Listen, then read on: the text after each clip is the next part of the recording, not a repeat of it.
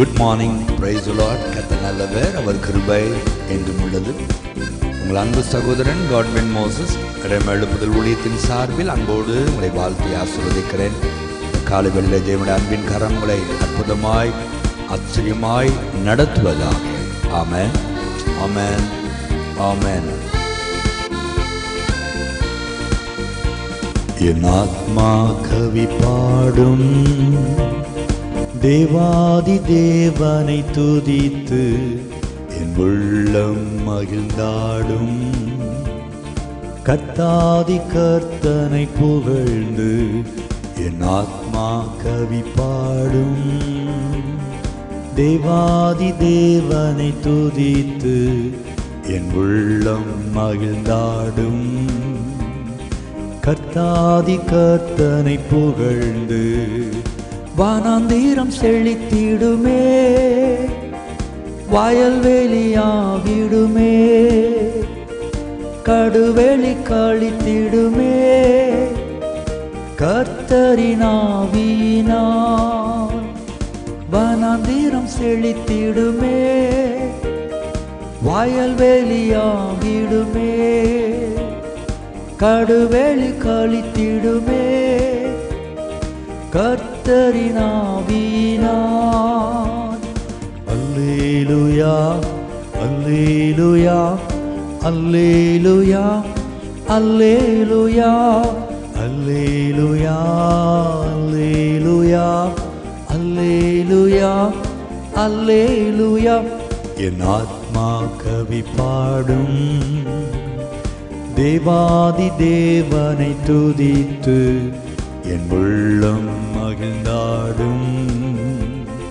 கர்த்தாதி கர்த்தனை புகழ்ந்து. தேவனுடைய பிள்ளைகளே, வனாந்தரம் என்பது பல நேரங்களில் கர்த்தர் நம்மை நடத்துகிற ஒரு பாதை.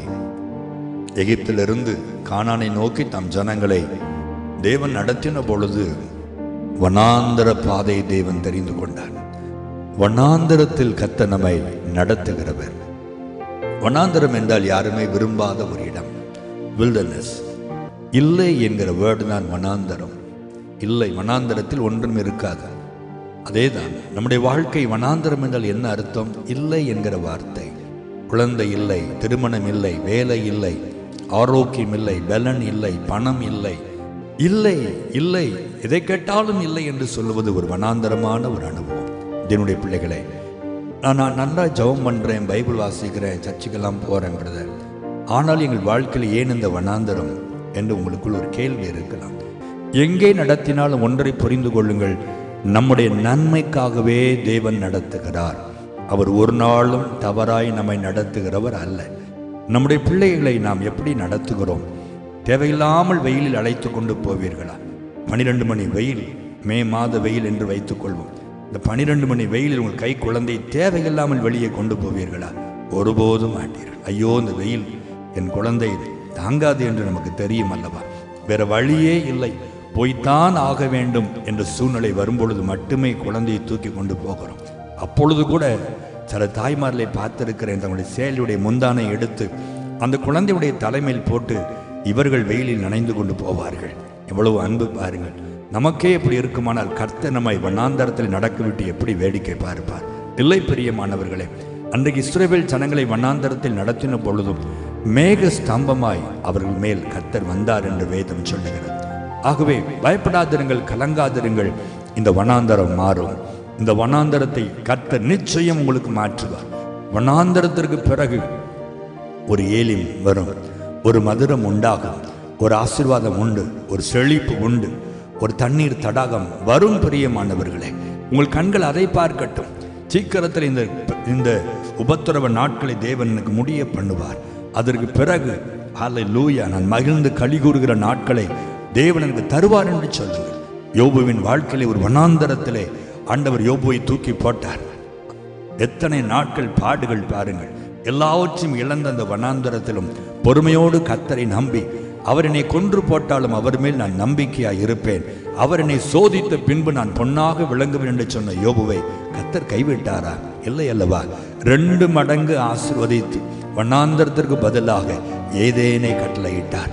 உங்கள் வாழ்க்கையிலும் இந்த வனாந்தரத்திற்கு பதிலாக இந்த மாதம் கர்த்தர் ஏதேனே கட்டளையிடுவார், சந்தோஷத்தை கட்டளையிடுவார், செழிப்பை கட்டளையிடுவார், ஆசீர்வாதத்தை கட்டளையிடுவார். ஒரு குறையும் எனக்கு இல்லை என்று சொல்லக்கூடிய அளவுக்கு உங்கள் குறைகளை கர்த்தர் நிறைவாக்குவாராக. அல்லேலூயா. ஜெபம் பண்ணுவோமா? நல்ல ஆண்டவரே, இயேசுவின் நாமத்தில் உம்முடைய அன்பு பிள்ளைகளுக்காக ஜெபிக்கிறேன்.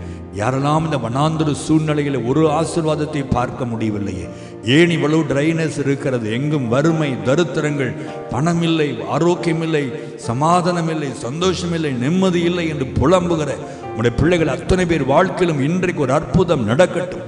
குழந்தை இல்லை, திருமணம் இல்லை, வேலை இல்லை என்று அழுது கொண்டிருக்கிற ஒவ்வொருடைய கண்ணீரையும் இன்றைக்கு தேவன் துடைத்து அந்த வனாந்தரத்தை ஏதனை போல தேவன் மாற்றுவீராக.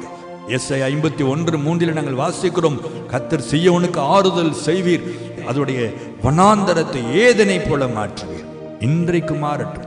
பிள்ளைகளுடைய எல்லா வறட்சிகளும் நீங்கட்டும். செல்வ செழிப்பாய் ஆசீர்வாதமாய் பிள்ளைகளை கர்த்தர் வழி நடத்தும்படி நான் ஜெபிக்கிறேன். ஆண்டவரே, இந்த மாதம் தேவனுடைய கரம் அப்படி செய்யட்டும். இன்றைக்கு செய்யட்டும், இன்றைக்கு செய்யட்டும். வியாபாரத்திலும் தொழிலிலும் வேலையிலும் காணப்படுகிற வனாந்தரங்கள் மாறட்டும். பிள்ளைகள் செழிப்பாய் ஆசீர்வாதமாய் இருப்பார்களாக. உடைய நாமத்தில் நான் வாழ்த்துகிறேன். நீர் அப்படி செய்வதற்காக உமக்கு நன்றி. இயேசுவின் நாமத்தில் ஜெபிக்கிறோம் நல்ல பிதாவே. ஆமென், ஆமென்.